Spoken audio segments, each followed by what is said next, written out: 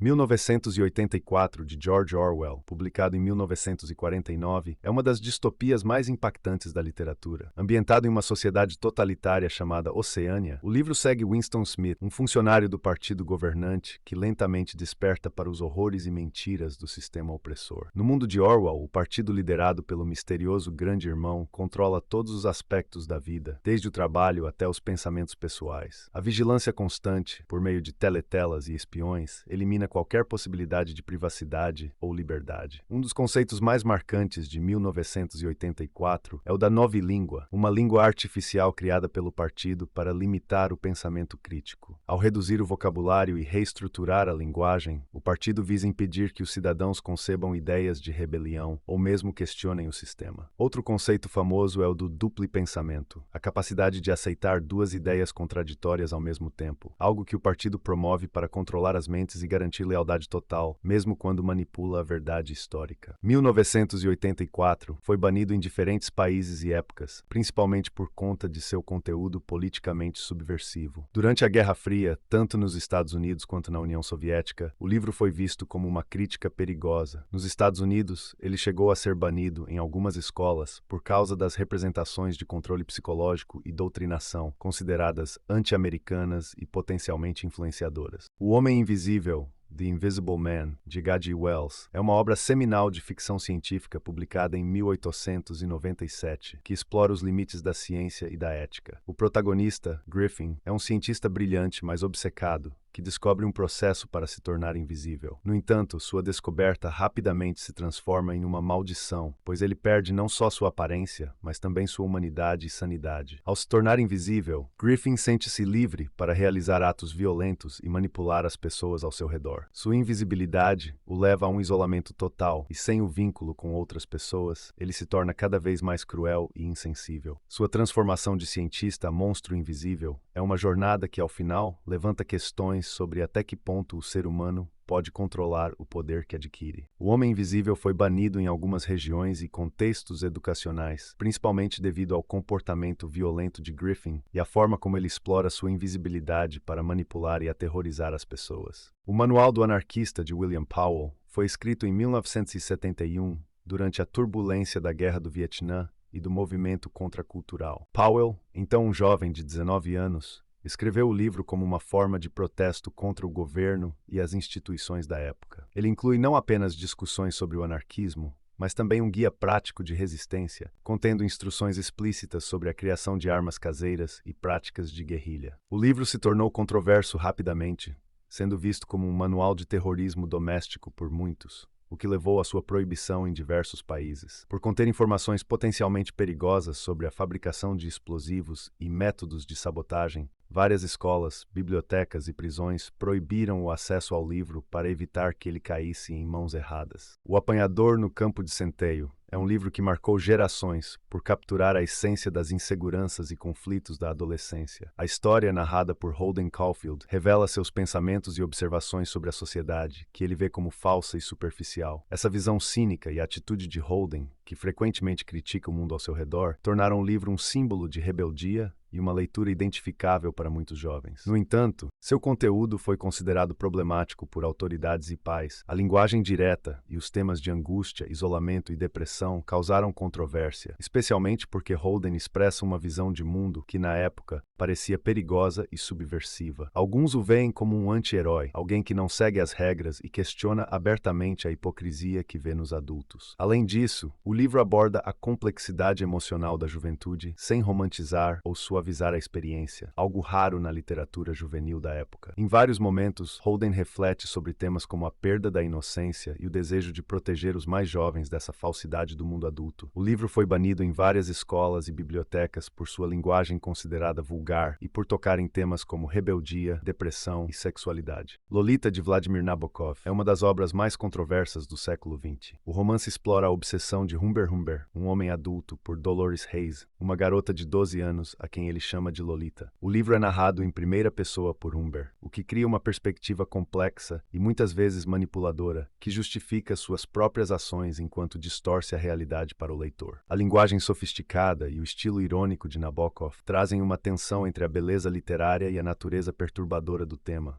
explorando a obsessão, a moralidade e o poder. Nabokov também constrói uma crítica ao voyeurismo e à hipocrisia social, questionando o fascínio da sociedade com a juventude e a sexualidade, especialmente ao usar Humbert como uma figura carismática, apesar de seus atos reprováveis. Lolita foi banido em diversos países, como França, Inglaterra, Argentina e África do Sul, logo após seu lançamento, e proibido em várias bibliotecas e escolas por seu conteúdo explícito e controverso. O livro foi considerado imoral e inapropriado, pois aborda a exploração sexual e temas que para muitos eram tabu. A Revolução dos Bichos, de George Orwell, é uma alegoria política que usa uma fábula sobre animais para criticar as ditaduras e os regimes totalitários, especialmente o regime soviético sob Joseph Stalin. No livro, os animais de uma fazenda se rebelam contra o fazendeiro humano, buscando liberdade e igualdade. No entanto, com o tempo, os líderes animais, em especial os porcos, assumem o controle, exploram os demais e criam uma sociedade tão opressora quanto a anterior. Através dessa metáfora, Orwell destaca a corrupção do poder e a manipulação de ideais. O lema da Revolução dos Animais, "Todos os animais são iguais", eventualmente se transforma em "Todos os animais são iguais, mas alguns são mais iguais que outros", revelando a traição dos ideais revolucionários. A Revolução dos Bichos foi banido em vários países e contextos por suas duras críticas políticas. No período da Guerra Fria, muitos países comunistas proibiram o livro por causa de suas mensagens antitotalitárias. A obra foi considerada uma ameaça por expor a opressão e corrupção que podem surgir nos regimes autoritários. Em algumas democracias, a Revolução dos Bichos foi vista como uma leitura inadequada para escolas, especialmente por sua linguagem e temas subversivos. Ironicamente, sua censura em diversos contextos reforça a mensagem de Orwell sobre os perigos do poder absoluto e da manipulação política. As 48 Leis do Poder, de Robert Greene, é um livro que explora as dinâmicas de poder de forma crua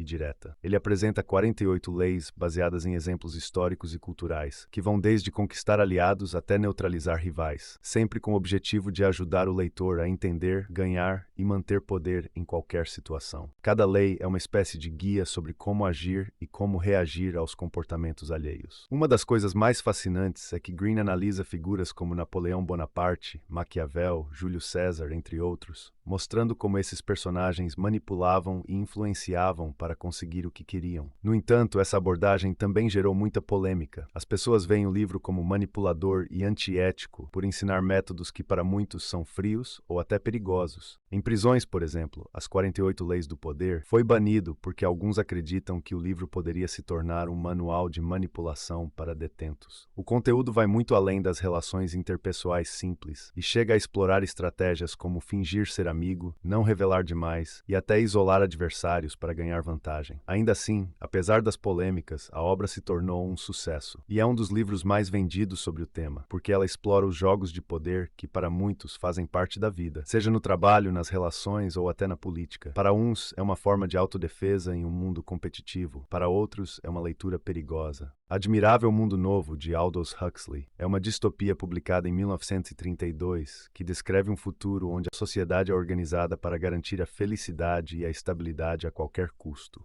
O governo usa o condicionamento psicológico, o consumo excessivo e uma droga chamada soma para manter as pessoas satisfeitas e passivas. Em troca, elas abrem mão da individualidade, da liberdade e das emoções genuínas. A história segue Bernard Marx, que começa a questionar a ordem estabelecida e explorar o verdadeiro significado de ser humano. A sociedade de Huxley é dividida em castas, onde cada grupo tem um papel específico e é condicionado desde o nascimento para aceitar seu destino sem questionar. O governo promove um estilo de vida voltado apenas para o prazer superficial, eliminando conflitos e diferenças para manter o controle. Qualquer coisa que possa gerar inquietação, como a literatura, a arte ou a ciência profunda, é desencorajada ou controlada. Essa visão do futuro levanta questões profundas sobre o que realmente significa ser livre e humano. Admirável Mundo Novo foi banido e contestado em várias escolas e comunidades devido a temas como uso de drogas, promiscuidade sexual e críticas às religiões e ao governo.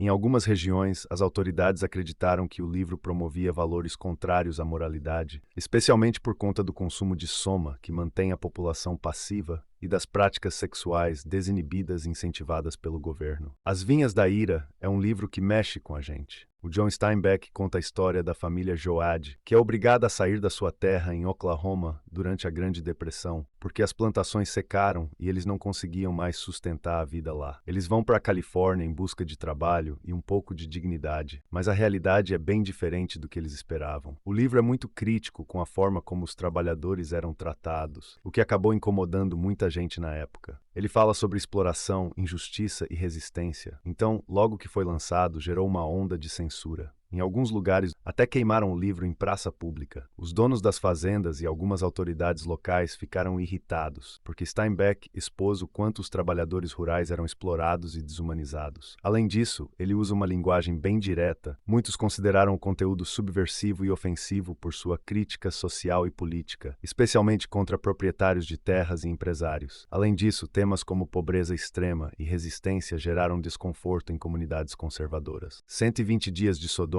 é realmente um livro bem intenso e perturbador. Foi escrito pelo Marquês de Sade enquanto ele estava preso, e o conteúdo é tão extremo que, mesmo séculos depois, ainda causa polêmica. Ele conta a história de 4 homens ricos e poderosos que sequestram um grupo de jovens, e em um castelo isolado, os submetem a uma série de abusos que vão escalando cada vez mais em intensidade e violência. A ideia do Marquês de Sade com essa obra era explorar os limites da moralidade e da depravação humana, sem nenhuma censura. Ele constrói uma crítica ao poder absoluto e à corrupção que ele acreditava estar presente na aristocracia. A forma como ele expõe isso, porém, é tão brutal que o livro foi banido em muitos lugares. A linguagem explícita e as descrições de violência chocaram tanto que algumas pessoas consideram o livro inaceitável até hoje. Esse livro foi banido em diversos países por conta do conteúdo explícito, violento e perturbador. Muitos consideram o texto um ataque aos valores morais e éticos, trazendo reflexões sobre a degradação humana. Fahrenheit 451, de Ray Bradbury, é uma distopia clássica publicada em 1953,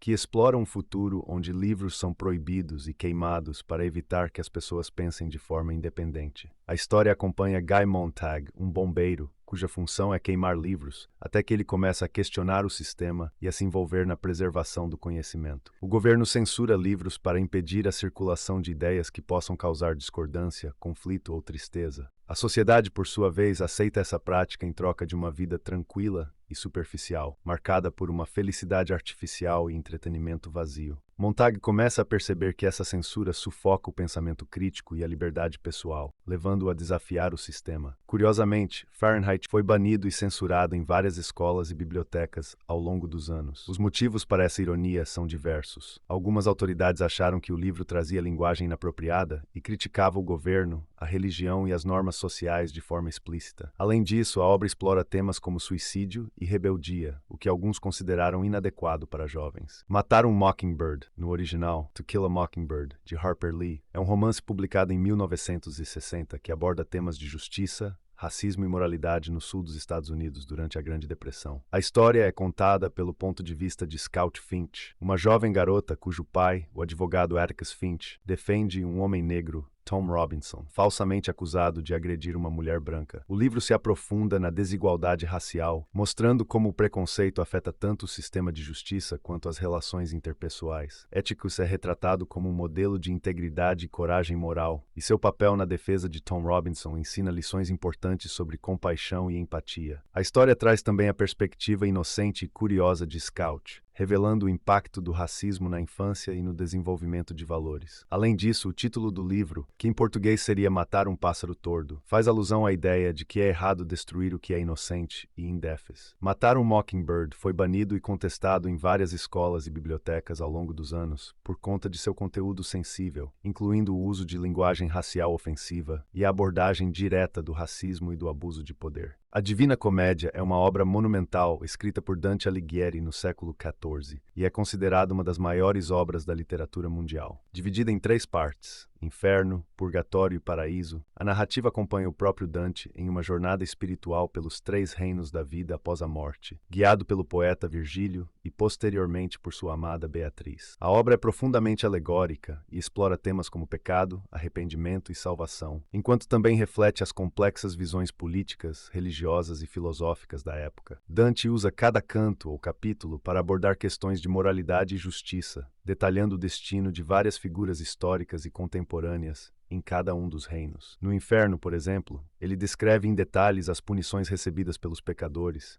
cada qual correspondente ao tipo e à gravidade de suas transgressões na vida. Essa estrutura, que alinha o castigo ao pecado cometido, ficou conhecida como a Lei do Contrapasso e teve uma grande influência na literatura posterior. A Divina Comédia foi banida e criticada em diversos períodos, especialmente em regiões onde a Igreja Católica exercia forte controle.